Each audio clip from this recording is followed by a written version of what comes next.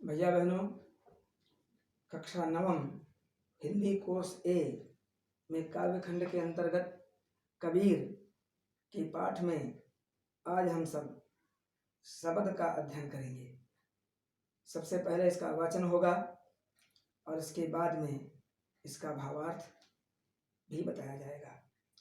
मौकों कहाँ ढूंढे बंदे, मैं तो तेरे पास में, ना मैं देवल ना मैं मस्जिद ना काबे कैलाश में, ना तो कौने क्रिया कर्म में, नहीं योग बैराग में, खोजी होय तो तुरते मिली हो, पल भर की तलाश में, कहें कबीर सुनो भई साधो, सब श्वासों की श्वास में। वह परम पिता परमेश्वर अपने भक्तों को संबोधित करते हुए कहता है कि हे मेरे भक्तों, हे मनुष्यों, तुम मुझे खोजने के लिए कहाँ कहाँ मारे मारे फिरते हो। मैं तो सदैव तुम्हारे पास में ही रहता हूँ। मैं कभी भी तुमसे दूर नहीं जाता।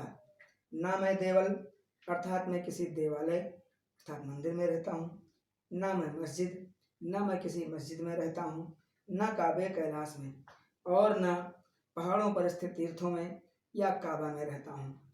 मैं प्रत्येक जगह पर हूँ। ना मैं तो कौने क्रिया कर्म में, मैं किसी प्रकार के कर्म कांड में निवास नहीं करता।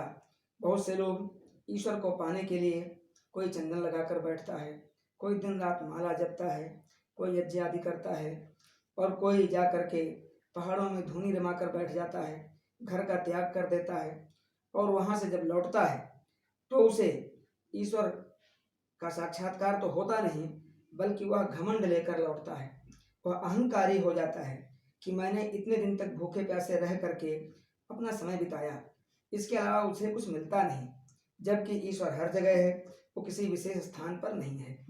हमारे उपनिषदों में भी कहा गया है कि ओम ईशावास्यमिदं सर्वम यत् किंचित जगत्याम जगत। इस संसार में जो कुछ भी है वो सब ईश्वर से व्याप्त है, उसके बिना कहीं कुछ भी नहीं है।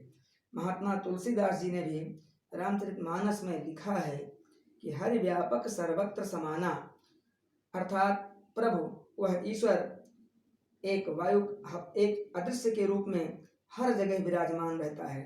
प्रत्येक स्थान पर उसका वास है, चाहे वो सजीव हो या वो निर्जीव हो, चाहे वो चर हो या वो अचर हो। इस प्रकार परम पिता परमेश्वर कहता है कि मुझे पाने के लिए खोजी प्रवृत्ति चाहिए, आपके मन में चाह होनी चाहिए। जब मन में एक हुक उठेगी, जब मन में तड़प होगी तो मैं तुरंत मिल जाऊंगा। उसके लिए फिर अधिक समय लगाने की आवश्यकता नहीं है, क्षण भर में मैं आपको दर्शन दे सकता हूँ। तो कहें कबीर सुनो भाई साधो। कबीर कहते हैं कि हे सज्जनों, हे भद्र पुरुषों, हे महामानवों, तुम लोग सुनो, वह ईश्वर प्रत्येक जगह पर है, प्रत्येक श्वास में निवास करता है। जैसे हम लोग जानते हैं जब किसी की मृत्यु होती है तो कहा जाता है कि उसने इतने बजकर इतने मिनट पर अंतिम सांस ली या इतने बजकर इतने मिनट उसकी सांसें थम गई। तो सांसों में ही वो परमात्मा निवास करता है। परमात्मा शरीर से निकल जाता है, इस प्रकार से शरीर निर्जीव हो जाता है और बेकार हो जाता है।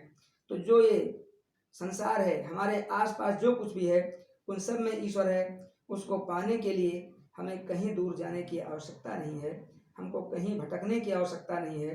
अपने मन में और अपने सामने अपने आसपास जो कुछ भी है उसी में हमको ईश्वर को खोजना चाहिए।